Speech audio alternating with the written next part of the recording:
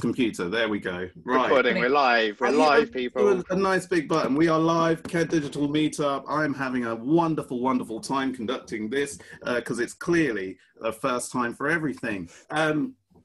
Right. Here we go. We've got one speaker and a panel. This is brand new and it's going to work just like an absolute dream. Psykeen says he's waiting to be accepted when you can. Thank you. And I will do that very shortly. Who are our speakers? We've got Danny Windsor, head of brand and marketing at Sleeping Giant Media. His talk is called Cut the Crap. Yeah, it's the 2020 edition as well. So he's going to cover the observations made personally and professionally since his first Cut the Crap talk in 2017. So we've got a bit of history of Danny traveling the county telling people to cut the crap. About how businesses can utilize their people to drive personal and brand content performance. So there's going to be a special focus on this on the sales force that is LinkedIn. Oh, is that a little double thingy there? Then we're going to have a little break at 7:05 exactly. It's not going to happen. I'm terrible with timing, but we will have a break. And then we're going to have a Q&A panel session. Megan, how does the Q&A panel session work? So on my next slide, you'll see I've asked people to kind of, if you can have a think about, no, you've gone past, it's the second slide. Oh. Anyway, if you can have a think about any kind of questions you'd like answered around the theme of visual content. So I've given some examples there. So social media, photos, videos, and etc. So any type of visual content, any questions you have around that theme, please submit them into the chat room, and we'll go through in the panel session. And we'll get Amy, Carrie, and Danny to answer some of your questions. Our panelists, for those who are not in the know, are Amy Louise Kolsteren of Mooie Photography and Carrie Stay of Clockwork Moggy, now title holders of having the tallest marketer in the county on their team. I will not stop until everyone knows that. And Amy of Mooie Photography is, I think, Kent's #1 personal brand photographer, and just like a lovely, lovely, lovely person. And that's the heart, isn't it? Thanks. I'm so down with the kids. Right, without further ado, I'm gonna stop my screen share. I'm going passing this to me. Yeah, pass over to you. I'm going to let you also share. Oh, you can do. Yeah, you go. Share that screen. Boom. Okay, let me just maximize my window so I can see everyone's face. It's hard to squeeze all those squares in. Hang on. Let me have a look. There we go. So you can all see my screen, I'm assuming. Can you still see me as well? Have I gone full screen? Yeah. You can. I can. That was enthusiastic. Thank you. Wow. So welcome. My name is Danny. As so beautifully put, I'm the head of brand and marketing for Sleeping Giant Media. I've got less time because I started 6 minutes later than I was due to, and we're still breaking at 5 past. I'll skip past everything. No. Keep just break later. You do you. Okay, so I'm here to. Okay, cool. Let me just roll on some slides then. So this is me. I just want to state at the beginning, I don't proclaim to be any kind of guru, influencer, any of the like, and hopefully by the end of the talk, you'll kind of understand what I mean. However, if you do want to go and follow me on social media, go and do it. I want to do a quick game just to break the ice, but I feel like the hackers trying to break in has already done that. So I'm kind of okay with this, but quick virtual game, if you will. Oh, this could be interesting, couldn't it? Let's see what happens in the virtual game. Okay, so the rules are in the chat, if you're actually in the chat, that would be a good way to prove who's real and who isn't. So in the chat, welcome to everyone who's just joined. In the chat, I'm going to show you 2 pictures. I just want you to chuck a 1 or a 2 in the chat if you think #1 got the most search results and #2, just to kind of get you alive, really. So what was most searched for worldwide in the past 12 months, Amazon or Pornhub? Please put a 1 or 2 in the chat just so I can kind of see where we're at. Anybody who isn't a South Park or Family Guy fan, you won't get the gifts. Okay, so fairly mixed. Let's have a look. Amazon, obviously, probably, yeah, no surprise there. There's no prizes, by the way, I forgot to say. This is for pride. It's for pride, so it still works. But Amazon, as you can see, what I think is really interesting in those 2 spikes there, those two little spikes here. Anyone guess? Anyone want to guess what that is?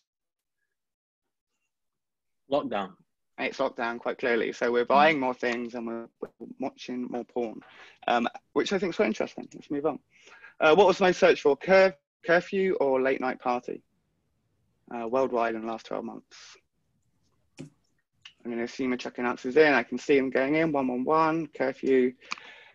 And clearly, a country mile late night party is the most searched for, although obviously curfew took a massive spike when curfews got introduced. So interesting. Next one. Danny Windsor, that'd be me, or Luke Quilter, who is the CEO of Sleeping Giant Media and somebody I've known for a very long time. You may know of Luke, you may not. What is the most searched for worldwide in the past 12 months? Can we have a drum roll? Anyone got a drum roll on this one? Thank you. Clearly, it's me. It wouldn't be in the slide deck if it wasn't anybody else. But there's a caveat to this. There's a really massive caveat, and that is the name of the flying monkey in The Wizard of Oz, which is also called Danny Windsor, and is quite a well-established actor. So if you look at your search results data and your trend data, always be wary of what that data is trying to tell you, because sometimes it doesn't always give you the full results. So welcome to Cut the Crap. Thank you for participating. This is version 2. I did version 1. I got my numbers wrong. So 2 years ago, 2018, I did it. And I did it for an event called Nonference. And the point of Nonference was you didn't make notes. So as a marketer, you went there and it was about inspiration. It was less about making notes and learning, but more about inspiring and doing. So they're kind of mantras, don't take notes. Just to take us back a couple of years, because it's easy to forget what's happened in the last 2 years. But 2 years ago was when the Banksy shredded. Some of you will remember Banksy shredding, things that sold at auction. Amazing. I love that. It was also a time that Jodie Whittaker took over as Doctor Who. So that was 2 years ago, just to give you a kind of framework and context of what I'm talking about here. Any Doctor Who fans in the room? Oh man, I've picked the wrong crowd. Thanks, Anthony. Appreciate it, man. And I went to Nonference after spending about 2 years in the digital marketing sector, being really annoyed at the rise in vanity metrics and the rise in activity that businesses were looking to do in order to drive engagement. And we say engagement, but they're looking to drive numbers. And this was 2 years ago, of course. So this was before shadow banning and Twitter stripping out profiles for not being active. This was when inactive content and inactive profiles were still being used to drive engagement. So I was really frustrated with this, and I wanted to take vengeance on the Nonference stage. And really my point of vengeance was aimed at those social media influencers that busted up everywhere. They busted up from every single crevice you can imagine, some of them highly skilled and experienced, some of them lacking in experience and skills, but they were everywhere all of a sudden. Anybody that had done anything slightly positive on social became an influencer. And these influencers were peddling a message I wasn't overly confident with or kind of comfortable with as a marketer. And it was this notion that you can cheat or come up with tips to kind of do things quickly. This kind of thing. I'm gonna sip some of my beer. Bear with me. Please take a drink. Now's a good time. All drink with me. Let's get drunk. Amazing power. Anyone got kids in the house? Okay. You just don't drink that much. Okay, so this was a time when kind of buying followers was still frowned upon, but people were doing it as part of strategies. This was 2 years ago. I think when we look at this now, we're kind of, how could anyone have thought this was ever kind of acceptable? So I went to Nonference proclaiming that social media influencers were peddling a wrong message and we should cut the crap. And actually we should look to drive engagement rather than asking, you know, how do I get more engagement? It should be, how can I be more engaging? And I think that was the kind of message I wanted to peddle. It's the same kind of theory of if anyone can play the guitar. Anyone play the guitar in the room? I own some guitars. I own 3, but I don't play them. Okay, and who play well, or do we play the guitar well? Raise your hand if yeah. do you think you could teach someone to play the guitar as well as you, like in a series of top 10 tips, or 4 quick interactive videos that if you watch this, you'll become an expert in playing the guitar? No. And it takes years and years and years of practice and learning in order to be able to do something like playing the guitar. So I wanted to illustrate that there are no shortcuts. And my background is in training and learning. And I kind of wanted to highlight that the way we learn and get better at stuff as human beings and adults is to do something, reflect on how badly or well we did that thing, conceptualize it into a new form, and then experiment again. And that cycle goes round and round and round. And this is how we learn to do everything. It's like driving a car. It's like playing the guitar. Like, we have to learn to do things if we want to do them well. There's no quick, did I skip a slide? No, there's no quick cheats. So kind of dedicating time, loving it, and then watching it generally means that thing will become good. You'll be good at doing it again. I wanted to caveat here that if you can't or don't want to do that, so if you don't want to be good or you don't need to be good at something, then you don't have to be just because everybody else is. And I see this a lot on LinkedIn, where people are trying to be or wanting to be in a certain position. And that line at the bottom there, for how important is it to your overall goals and objectives, really? I think that's the most pushing message with any platform we're trying to excel in. So that was the message I was peddling. Video is like pizza. When it's bad, it's still pretty good, because people weren't using video. Video wasn't the same as it is now. It wasn't so pronounced across all of the platforms. So I went there saying, if we make video and if we make interactive content like GIFs and stuff like that, if we spend our attention making visually compelling content, we can get engagement. So I showed them some apps. And for anybody that wants to grab a screenshot, these are some really nice creative apps that we used. And in the workshop, everyone, Control, Shift, and F4 on a Mac. But yeah, we showed them some apps. And what we ended up doing as a group, oh, there we go. Guess it's slow. We ended up kind of making GIFs and video content live in the audience, which they posted and shared at the end of the experience. And it was, you know, a foray into GIF making and creativity that they kind of hadn't done before. So that was 2 years ago, and I just want to bring us up to date. In the last 2 years, some really horrific things have happened. I'm going to not highlight loads of them because we're all pretty bummed out enough with the world. But 2 years ago, you know, within that time frame, we had the Prince Andrew interview. Worse things have happened in our establishment than that, but I thought that punctuated a moment. We had the hurricanes in Bahamas. It was in the Bahamas, wasn't it? Or Barbados? Bahamas, I think. And we also had all the forest fires in Australia. We had Brexit in this country and all the division. You know, Brexit voted for the year before, but all of the division that had happened in the country. But we also had some really positive things go on in the world. And as a consequence of some of those negative things, we've had more progression in lesbian, gay, bi, trans rights than we've ever had across the globe. We've seen decreases in meat consumption around the world as people are a bit more conscientious about the planet. And we see new generations of children. You know, I've got an 8-year-old daughter, and what her aspirations are and what she thinks of the planet situation is just so sad to listen to. So we've got new generations that actually understand what we're doing and are raising awareness. So what does that do in terms of content? Why am I telling you this 2-year timeline of shitting nice things? Why am I sandwiching that stuff together? So I just wanted to show you the term vegan in terms of search trend. And the purple line indicates about 2 years ago. So you'll see kind of over the last 5 years and then kind of in the last 2 years. And obviously the spike kind of around here is lockdown. There's a bit more, January, February, March. Yeah, it's around lockdown there. So that's veganism. This is sustainability. We've seen massive surges. So we've gone from an average of 75 to an average of kind of nearing that 100 mark. So that's seeing a big rise. So I'm not just saying this stuff, like Google generally gets it right. Ooh. And then this happened. And this landed on our doorstep kind of at the beginning of the year. I put COVID-19, screw you 2020 virus, because I feel like it's written off the whole year. But what we've seen out of that is a global lockdown. We've seen massive movements that have gained so much momentum and traction that they still resonate, like Black Lives Matter amongst loads of others. And we've seen appreciations of the public sector, like people left their house to clap people who work in hospitals. Weeks after weeks after weeks after weeks. As a society, we've become kinder and we've become nicer, generally speaking, there are still some assholes in the world, of course, but generally we become nicer as a society. And even if we just look at the basic term of kindness, we can see that's increased massively over the kind of 2 years, but definitely since lockdown has occurred. So we're a kinder society. And as a marketer, we have to understand the motivations of society, because we reflect as marketers what they're doing, don't we? The minute we lock down, anybody showing insensitive adverts around Corona or exploiting the lockdown situation did badly. Weatherspoons did awfully at that situation, managing their furloughed staff and not paying them, or not their furloughed staff. I think they just kind of made them all redundant, didn't they? So as a marketer, we have to be aware of the motivations of society and how that changes the way we do things. And that brings us to my point today of LinkedIn. But more importantly, some of the trends I've noticed on LinkedIn over the last kind of few months.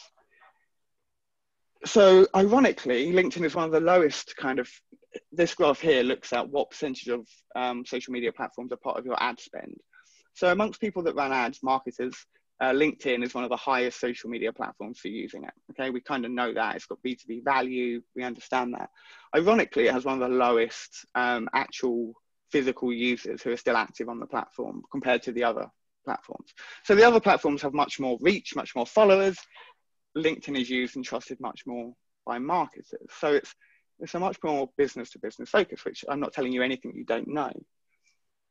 Some of these words on the screen here are similars and opposites for what one word. Could you tell me what that one word might be?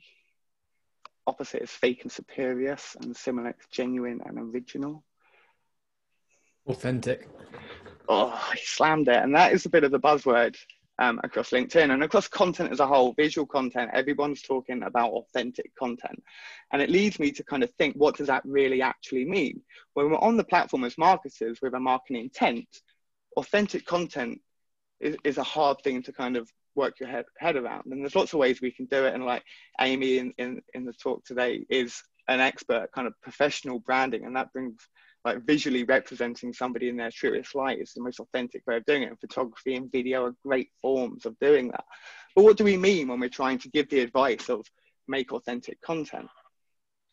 Are we truly just ever us on social media? Like if I ask you to say, okay, what percentage of you is really your Instagram account, and what percentage of you is really your Facebook account, and what percentage of you is really your LinkedIn account, they would fluctuate somewhat, I would imagine. And I think we see that in some terrible trends in societies with kind of the invention. If anyone's seen the Netflix documentary around, what's it called, Sean? Social Dilemma. Yeah, if anyone's seen that Social Dilemma, you know the kind of things I'm talking about. So social media, can we really be as authentic as we kind of want to be and claim to be? So I'm looking at this from a LinkedIn perspective, and obviously LinkedIn is what it is. And I'm sure you've all seen this kind of meme floating around LinkedIn. And if you haven't, it's kind of real life versus our LinkedIn alter ego. And this notion that we have a LinkedIn alter ego, like some people have a very small alter ego, which is very close to their actual being. And some people have a much bigger alter ego, which is very different to their actual being. And that's interesting to me, because when it comes to making content and the advice is be authentic, what do they mean? Sometimes I think they mean make it cheaper, make it less quality, make it quicker, make it more agile, because then that's less businessy. And if that's what they mean, is authentic the right word for using that? And the minute we start focusing all of our attention and business through LinkedIn as a platform, we end up with this, the LinkedIn guru status, which is why I kind of stated at the beginning of this talk, that is not what I am. I'm going to keep going. I'm just going to keep going until someone cuts my mic. That isn't what we are. So people that want to give advice, I love and cherish, and they share their knowledge. That is awesome all of the time. What I don't like is the fact that we can leverage this into convincing people that are in positions of either need or vulnerability or miseducation, that by buying into something, they can achieve the same results as that person selling it. And that really annoys me on all context levels of society, but this annoys me in my own sector. So I want to quickly run through the timeline of LinkedIn to give us an understanding of what's going on here. So as we know, LinkedIn is a recruitment platform. It started off life as a recruitment platform. Business interest, obviously, because it's a recruitment platform. Eventually, we introduced video as a format to LinkedIn. It didn't exist when it came out. I've seen some screenshots of the first versions of LinkedIn. Imagine Microsoft at its worst. And that's what it looks like. Video was introduced. And the minute we gave people video, they're on a business platform. Like, what do we get? We get product videos, or we get people videos, because that's what businesses are kind of made up of. So that introduced this notion of people and personal brand and personal identity in order to promote business. Whereas originally it wasn't about promoting business, it was about promoting ourselves to get better careers and better jobs. So at some point, that motivation from kind of marketing ourselves to marketing a business happened. And for some of us, it didn't happen at all, because our business is ourselves. So, you know, it depends on when we're looking at this. And that led to this kind of notion of authenticity. All you need to do to be good on video is just be yourself, or be good on social media generally, just be yourself. That's all you need to do. And sometimes that isn't enough. That isn't good enough at sometimes in the marketing strategy level to go just be yourself. So video, authenticity. And I worked out we can achieve much more if we eat less pizza. So my saying before, like, video is like pizza. We can do much more without pizza. Video is time consuming. And although high engagement makes them beautiful, there are lots of things we can do. I've kind of covered off some of these points. The motivation for a user to like our content in the first column there is normally boils down into one of those 5 things. We have a personal relationship with that somebody, so therefore we want to support and share their content. That information resonates with me. I feel the same value as that person, so I'm going to share their content.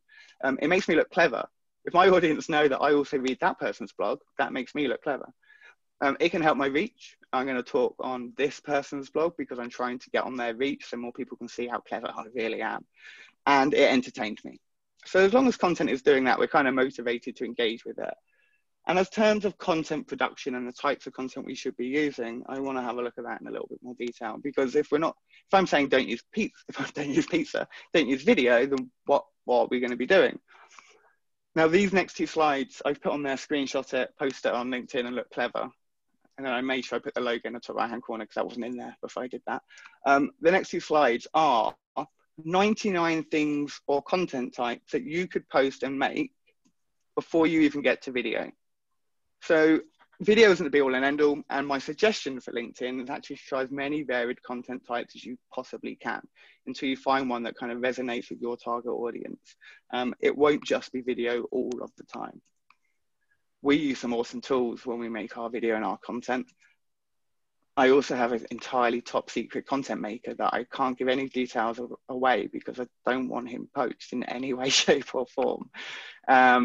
So I don't have to worry about making it. And I understand that a lot of businesses, you know, we are the business owners. We have to make the content, sell the product, do all of those things. So my last bit of advice is on this end section, and I promise to wrap it up quick, around the platform itself. I've been doing an experiment over the past 3.5 months on LinkedIn. Some of you may have seen my content, some of you may not have. Some of it may seem a bit abstract and random. Trust me, there's a strategy and a thinking behind everything I've been doing recently.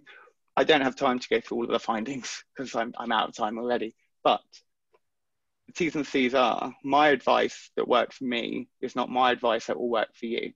But this is what we've been doing. We've been making sure we follow as many varied content types as we can on the business page. So not just focusing on the personal page, but on the business page, building out credence and following through varied visual content.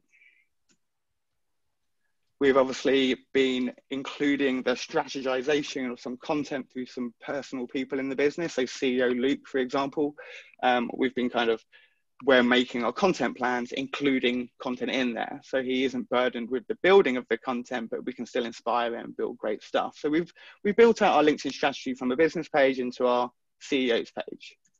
We're not just our CEO. We've built in a strategy that branches across as many giants in the business as we humanly can. And we haven't done this by forcing anybody to do anything.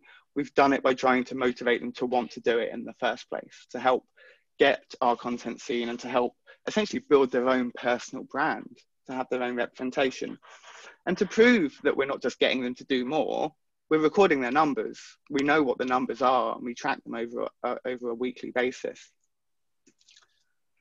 So what did I do? I tried as many content types as I could physically muster in the time space without a content maker who was on parental leave. So I've made loads of content like sliders, book reviews, tips. I made things that made you click through the photos. I did small posts, I did big posts, I did posts to LinkedIn gods that helped us get LinkedIn live status. I did reach out to like one of my favorite authors, Daniel Pink, and he ended up following me. I didn't do much. Didn't do too much at all. It grew a following nicely, and actually the biggest takeaway from that was the consistency. The consistency of my posting gave me more reach. It doubled my reach, in fact. But this was the one post that spiked, and I like to call it knife jacking. So I like to think like you can get nice gradual growth, or you can go, which regular content will get you. Post every day, twice a day, you'll get that. I wanted to do that and then maintain a new norm. I wanted to spike up to the next level. And it was this post that did it. And this post was the only post really within the main bulk of all the posts that I didn't plan. I didn't plan it at all. I was sitting on the carpet in the morning with my 2-year-old, who is now a 3-year-old. And I thought, oh God, I should be running. And then I decided, no, that isn't me. And I decided that was real enough to put on LinkedIn. Anyway, 3 tips I do have for you. Know why you're here, and that goes to any platform, but LinkedIn in particular.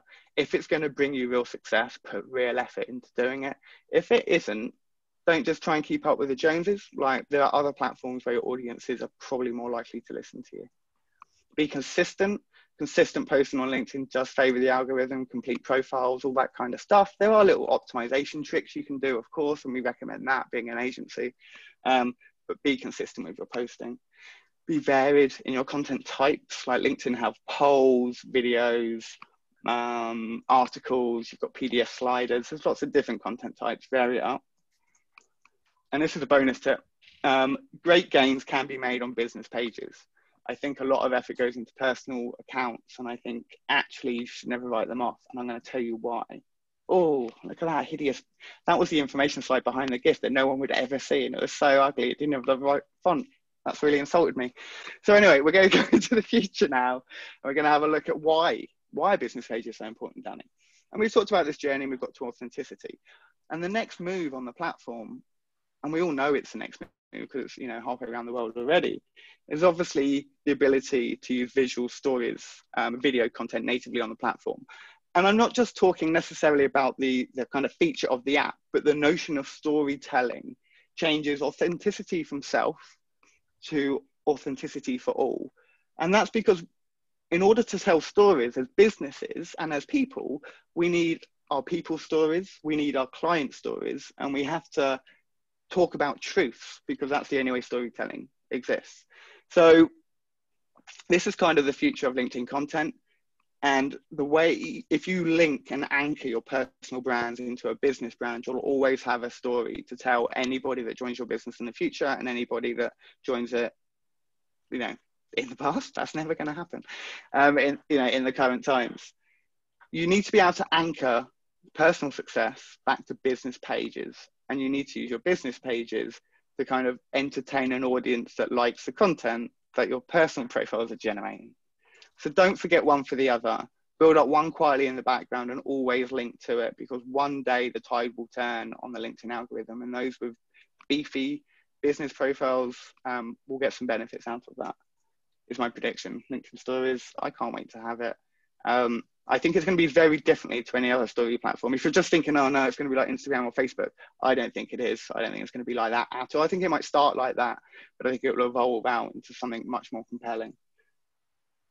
The notion of storytelling isn't new to marketers. You know, we've been telling stories forever, but storytelling gives us narrative, and narrative gives us context. And as marketers and content marketers and creatives, we're told that context is kind of paramount.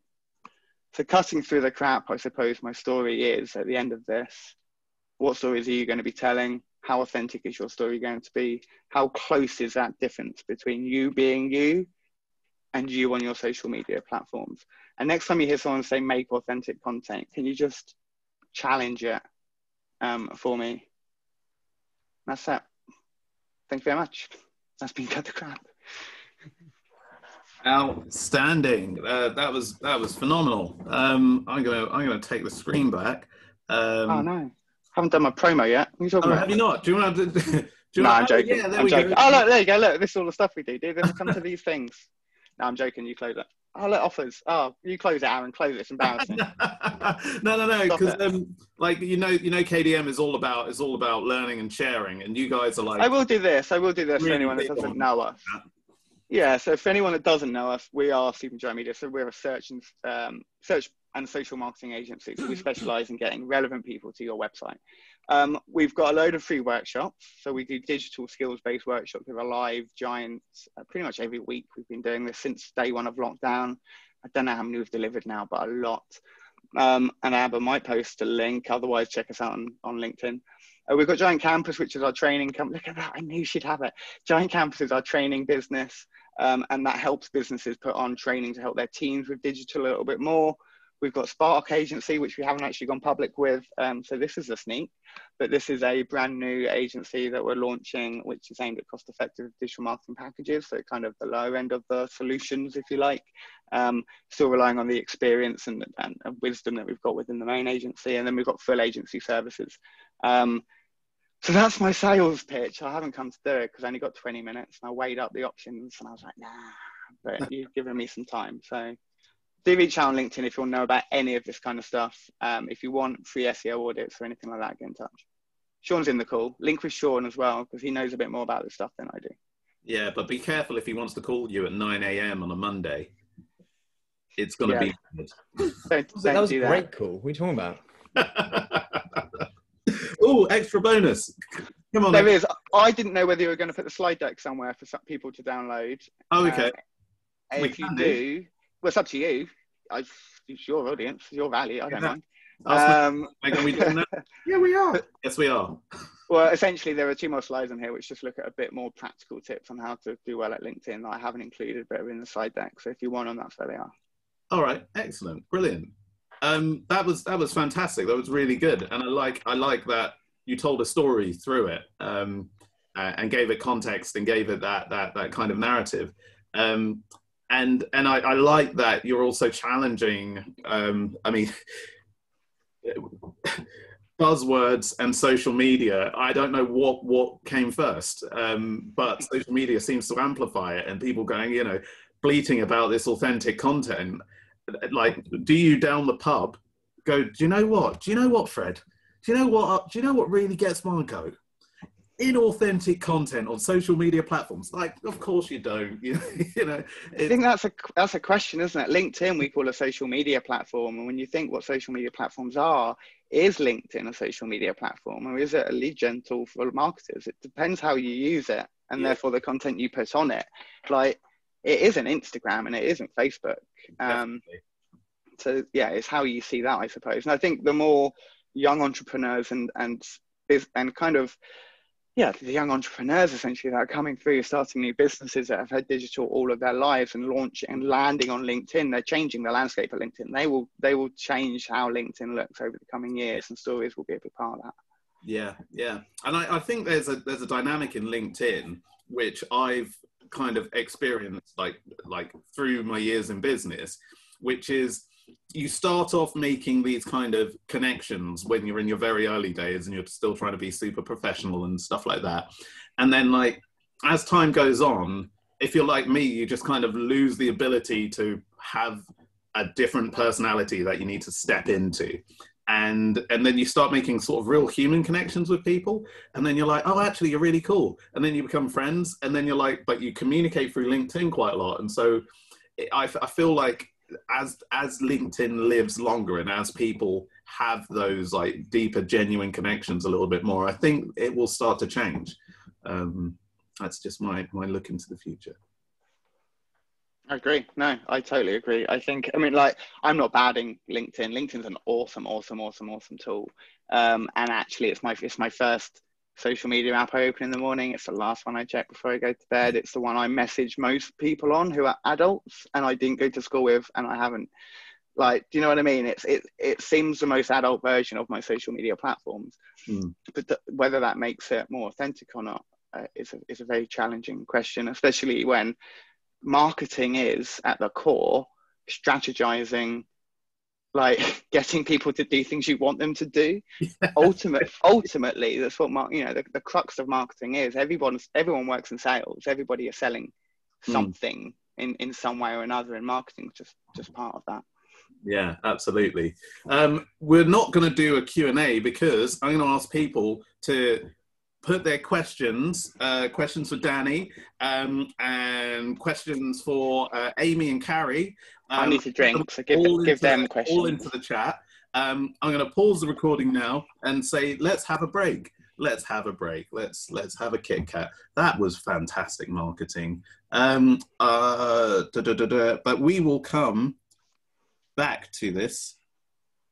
Why is there two buttons that say pause? One says pause stop and the other one just says recording. And it all looks like it says pause stop recording. I'm going to do... I like Evan's concentration face.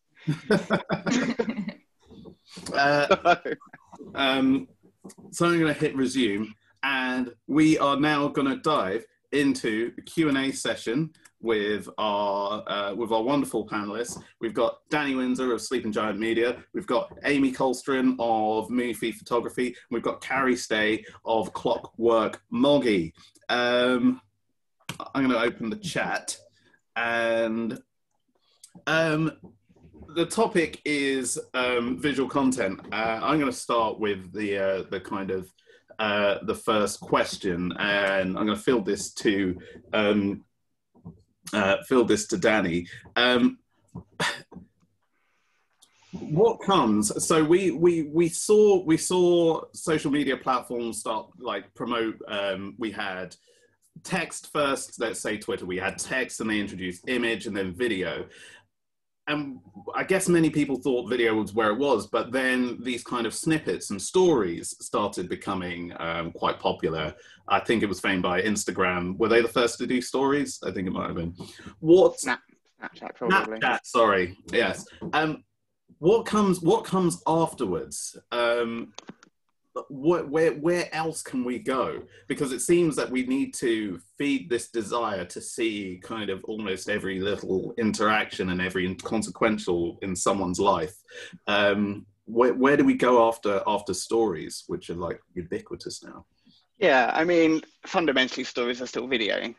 You know, as a format, you know, they still exist, probably in video format. But where we go now, it's about the experience, isn't it? And the more data we can pump through something, the better the experience. So like ultimately the kind of current step is virtual reality and you know, interactive. Like I went to the zoo the other day and I could scan a thing on my phone and then I could put my kid in the picture with a dinosaur that was in the zoo.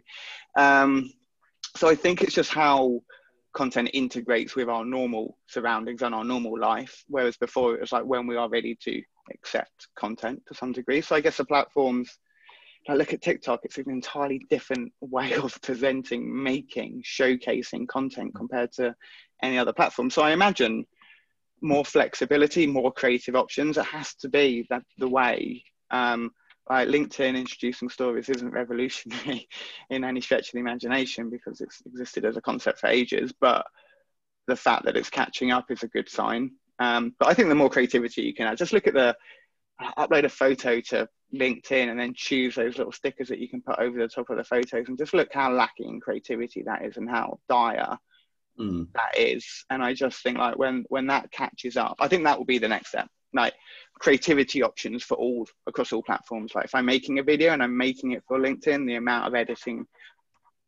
built-in power I want it built in LinkedIn. I don't want to have to come out of app because you'll punish me for not creating the video organically in app. So I want more options.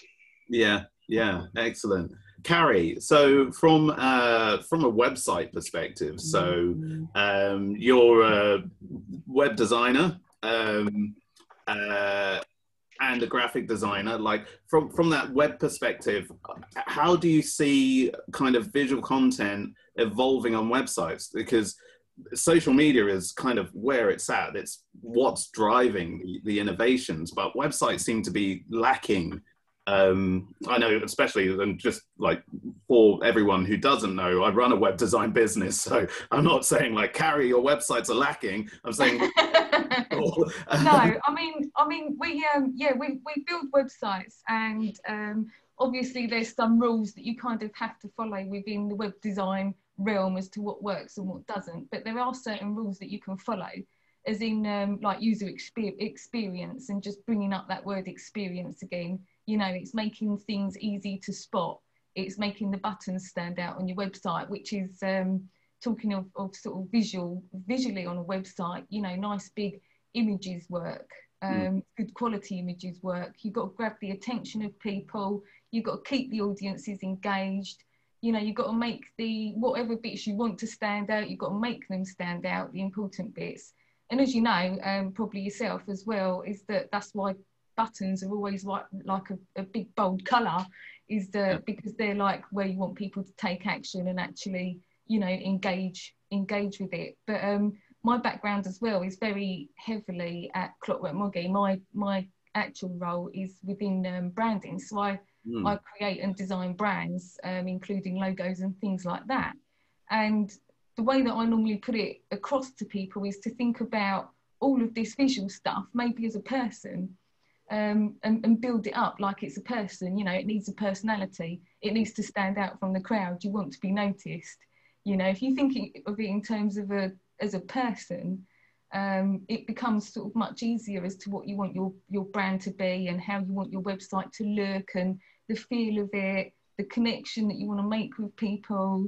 And I think particularly, as we've sort of, as Danny mentioned as well, a lot of it is all about having that emotional connection with people now, and having that emotional storytelling connection. You know, if people align with your thoughts, feelings and your values, then they're more likely to do business with you over someone else possibly at the end of the day as well. Yeah. So I think definitely connecting with your audience, whether that's through your website, through your social media, you know, it's all that visual content that can really sort of promote thoughts and feelings with people. So it's really important to get it right. Yeah, absolutely, completely agree. Amy, you're on the almost on the other end of that scale. So you know, like Danny as a marketer, Carrie as a designer, we're often, like myself as a web developer, I guess, we're often looking for that original content to carry, you know, to carry the message with. And we're often, a lot of that is often the photography. Like, as a personal brand photographer, how do you bring authenticity through? How do you bring that authentic person through in a way that not only showcases who this person is, of personality, but like that they actually like? Yeah, I think it's all about creating experience, isn't it? It's like, rather than having that plain headshot in front of a white wall and you're wearing like a shirt that you would never wear, like you're creating a whole different person. I think something that's become so prevalent in the past like few years, as Danny was saying, it's just like being that like genuine person. And you know, you might be showing different sides to you, you're still ultimately, you know, showing the real you, I guess. And I think something I do in photography is kind of, you want to create a whole experience and help that person to feel genuinely comfortable, and it's more of kind of like creeping around in the shadows rather than in your face and just like making you feel super uncomfortable. Does that make sense? Yeah, absolutely. It's a lot more of a relaxed experience, and I think that really helps to show a story, and you're like creating moments and making them beautiful, I guess. I think I just want to jump in here because I think what Amy does really well is, like, a few years ago, like maybe a decade ago, stock imagery was a thing and businesses use stock imagery. And, you know, the psychology on stock imagery is that as humans, we know they're not real interactions. We know they're not real moments because we can pick up on the body language and the tiny, minute differences in body language. Whereas what Amy does is she doesn't go there and, you know, beyond working with Amy in past roles, I haven't had a photo shoot with Amy, but her approach is the design, the relaxed approach. And in terms of you do you, we have a conversation, the situation exists and evolves, and I capture you in it. And that's the best way of catching kind of authenticity, as Amy says. Like, for that one 32th of a second or whatever that frame rate is, that's as real as it gets. Yeah. And I think that's what Amy and kind of personal branding does really well if you can capture it right. Put it so much better than I could ever put it. You did great. And that's why you're a words man. Excellent, excellent. Does anyone have any like any other kind of questions about the A word, which I'm being lambasted for saying? You can say it. You can say authentic. Authenticity. I mean, I guess if there's a better word for it, we should use a better word. But you know, when you mean authentic, okay. Yeah, I don't think there is, and it's annoying because you feel like there should be, because you don't want to be the trend, do you? You want to be ahead of the trend, marking it. Hey, trends are fine. Like, authenticity is a real thing. Like, actually, we can't just ignore authenticity as a genuine, real value. I think, you know, I only have cause for concern when people are being so business orientated with authenticity.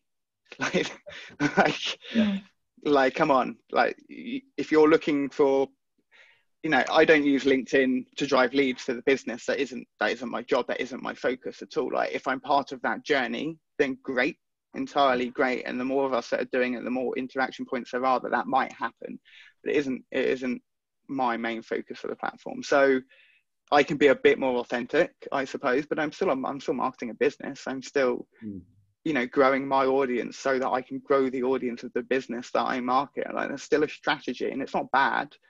But we should be okay with saying that instead of going, well, I'm either authentic or I'm the devil incarnate trying to sell something on the internet. Oh my God, like, it happens. And it isn't a bad thing. And authentic, I think, makes people feel bad about being on the platform for anything other than authentic reasons.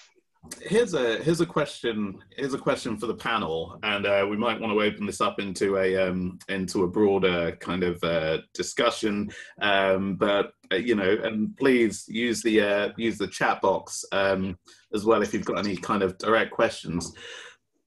But authenticity. If authenticity is someone being original in themselves as the way they present themselves, it's not a fake, it's not a fraud.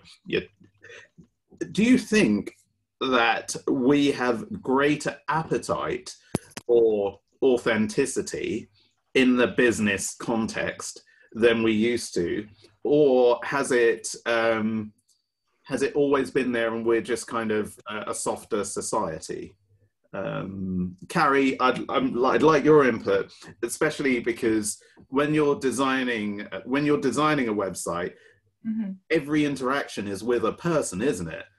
You've got a person that represents the business interest, maybe the owner, maybe the marketing manager, and you've got the business as an entity that has values, it has personality, things it does and doesn't do. I mean, have you found that more businesses are wanting to be more authentic, in air quotes, or display more personality, or are people still quite sort of reserved? I think it's definitely taking a more, let's say, authentic route, without a doubt. That's definitely the trend at the moment, because it works. And it does actually get results. In our experience, I think the more relatable you are as a business and the more humanised brand that you are as a business, people connect with that a lot better. And they do, you know, a lot of statistics have shown us, particularly because I am heavily into the branding side of things, is that everybody at the end of the day wants that sort of connection, and it works, and it reaches us to a deeper place, if you like. So yeah, people nowadays really want to connect to a brand. They want to share their values, especially if a brand is quite sort of heavily on sort of environmental issues and things like that at the moment. It's quite a big thing. So you see a lot of brands at the moment, they've kind of jumped on, you know, the fact that they recycle a lot, or you know, they turn vegan, or they're swapping out all their plastic cups for paper cups, and you know, so brands are definitely heading towards the more relatable, humanized aspect of business. Yeah. Can I throw in something here? Because I found that really interesting. And humanize is the word, isn't it? Because we say authenticity, but what we actually mean is humanized, you know, a human personality to a business, whereas authenticity indicates there's no other motive, maybe perhaps, than just the being of the thing. But did I find a new word for authentic then? I mean, yeah. I think humanized is the way, isn't it? Because it's a strategy. By going, we're having a humanized approach, it makes it clear that this is a decision that's been made as marketers that we're going to execute to grow the business. When we go authentic, suddenly we lose you, and it's like, just be you. And there's a real difference, isn't it, in mindset on somebody approaching you maybe as a brand and going, I want to be authentic, and then going, no, you want to be probably humanized. Exactly right. But I also think there is a real power, so that notion of kind of tapping into trends as businesses in order to drive a brand, like I saw one of our alumna, somebody that works for Sleep and Joe Media, did a talk at Brighton SEO around the effects of culture on social media content, and it looked at the companies that got it wrong and got it really wrong, and therefore kind of wrecked their chances, and social reappropriation. It's businesses will jump on a trend. So take the green one, for example. I'm going to imagine that from a search perspective, if you're maximized for like sustainable business and environmentally conscious and socially conscious, if you're adding that in your search terms, you'll come across new audiences that are looking for that kind, which is the way the world's changing. But then it's a really fine line between using a trend and actually making visible your cultural identity, isn't it? So say, like, we as a business, we promote as much green stuff as we can, because actually we've got annoying people like Sean in the business that make it inherent within our culture. It isn't me as marketing manager kind of going, let's look greener. I did do that. But yeah, that's a fine line, isn't it? As a marketing manager, how much of this do I share because it is our identity and it is our brand, and how much of it is just jumping on a trend? And normally consistency will give you that idea, won't it? Like if that sticks around for a while over time, then you go, that is part of a brand. Whereas if it disappears after 2 weeks, then you realize it does the opposite, doesn't it? It makes you feel less human. I guess as well, Amy, like personal brand photographer, these are like jobs that didn't exist 10 years ago. Are you able to kind of, do you find people are attracted to your services because they've got this greater kind of appetite for presenting something which is more, I'm going to use the A word, authentically them? Or, you know, are people also using it as a means of humanizing their business? I mean, I know we learned, like, through like one of the biggest things on a previous website that we did to boost conversions and to boost inquiries was putting a big picture of us as a team on the homepage. Like, and we literally like had data that was like, okay, let's put a picture of us on our homepage, and then inquiries just went through the roof. Perhaps we humanized our business. Yeah, I think the thing is, it's becoming so big to just like really show the people behind everything. Like, people love relationships. Like, that's why social media is so like prevalent, and like, especially with lockdown and stuff, everyone's just really craving that human element. Like, we don't want to see cartoon people, we want to see the actual people that are going to be serving us, that are going to be doing the job. It's kind of like not just a random fake name on, like, you know, an Amazon customer service thing. You're actually meeting the people that are going to be doing the work, and I think that that's such a huge part of it, isn't it? Like, humanizing the business, and it's creating a whole experience that guides people through, and it's so much more trustworthy, you know, when you see the actual person. Excellent. Elaine, you had a question, and you're on an island, so typing quite hard. I'm actually different because I'm a beautician, so I'm coming from a different angle. Authentic, I can identify with that because I use authentic photos, authentic logos for the companies that I deal with. Humanizing, definitely, because if I didn't humanize with you know, my potential audience out there, I wouldn't connect with them. But I personally think it's about being genuine and trustworthy. Those two are key points, I think, that need to be shown in a website. Because, you know, I have certificates to prove my qualifications in on my website. So, and I think people are looking for that more now, because they don't want to get conned by somebody, because, you know, as you know, it's quite rife on social media. Yeah, I think that's I think those two words are almost synonymous: genuine and trustworthy.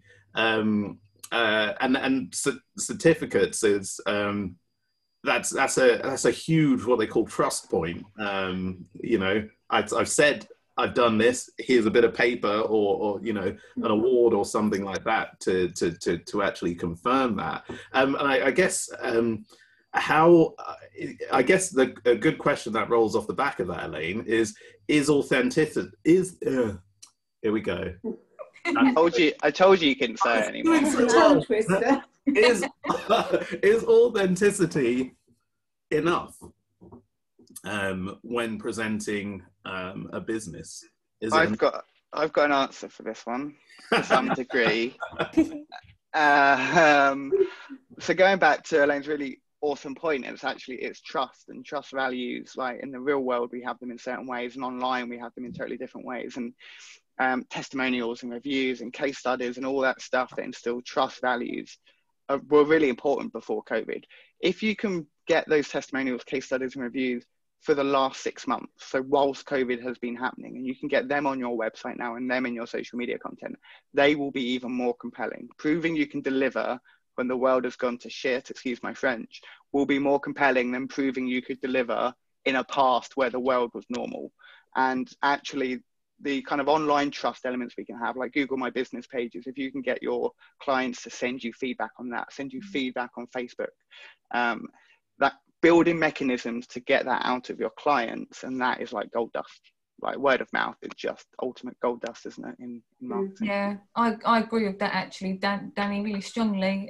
People will go and check you out probably more times than they would pick up the phone to you, you know. They'll check you out online first, so they'll read reviews, they'll look on your website, look at, you know, people are used to doing that now before they pick up the phone and actually talk to someone most of the time. So yeah, I agree with that, Danny. It's really important to build that trust, and what better way than having other people do that for you as well. Yeah, it's the cheapest way as a marketer, really. Yeah. It just takes much more work. Yeah. Yes. Yeah. Also consistency, you know, just being consistent across every sort of customer touch point.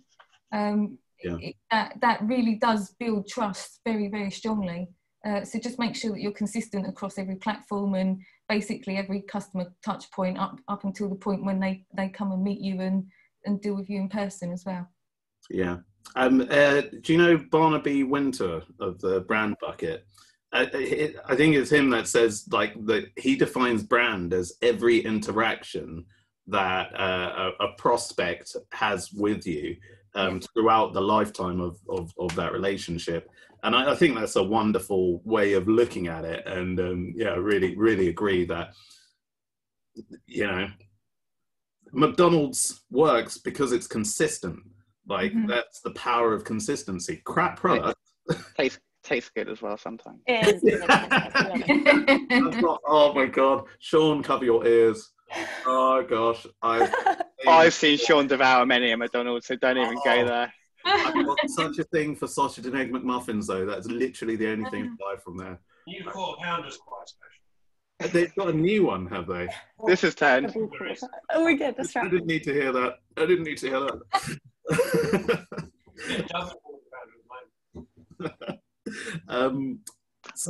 There is a question in here. There is a question, yeah. Yeah. For Amy, Danny, thanks.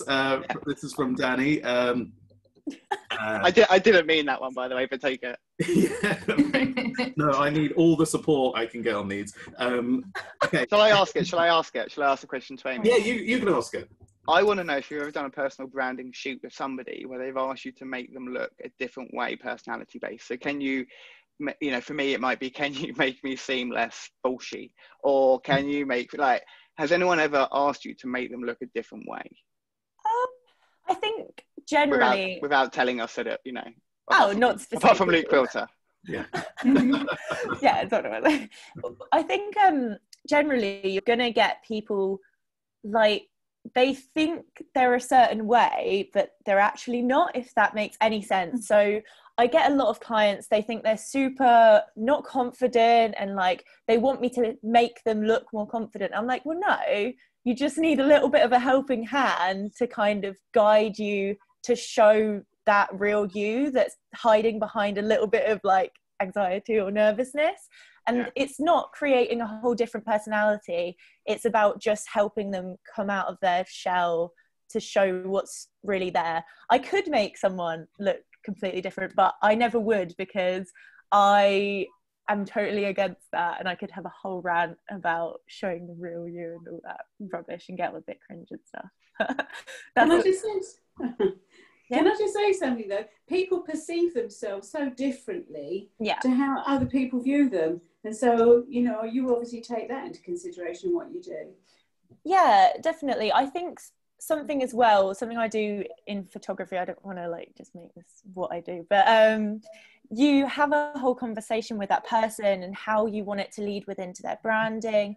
And a lot of people generally, they will choose stuff that just works with them already, and you'll be able to see instantly if there's just a clunk, if it doesn't feel right. And yeah, it's just making it natural, I guess. Or just Chinese food. Sorry, I was just letting you all know that I'm just ordering my dinner because it's getting late, and I just wanted you all to know that I'm ordering takeaway. Mine's ready.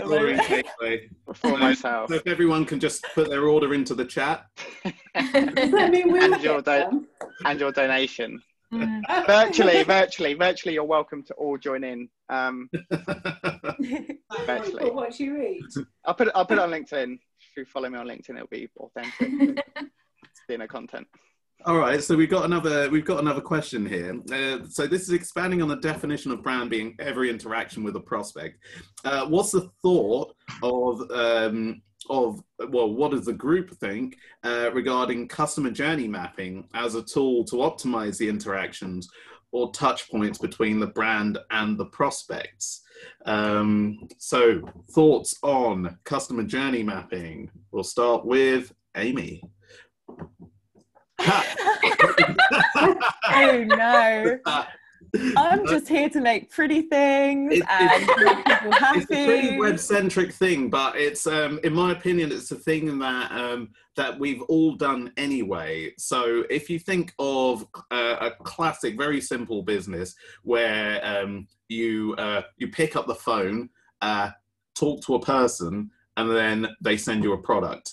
Mm-hmm. If that person has a script, then they would have mapped that customer journey. So looking at how you want someone to feel along the journey between this kind of initial interaction, purchasing your service, repurchasing services along the way. Like when you because what have you been, 2 years at Mooie now? Full time, but 6 years.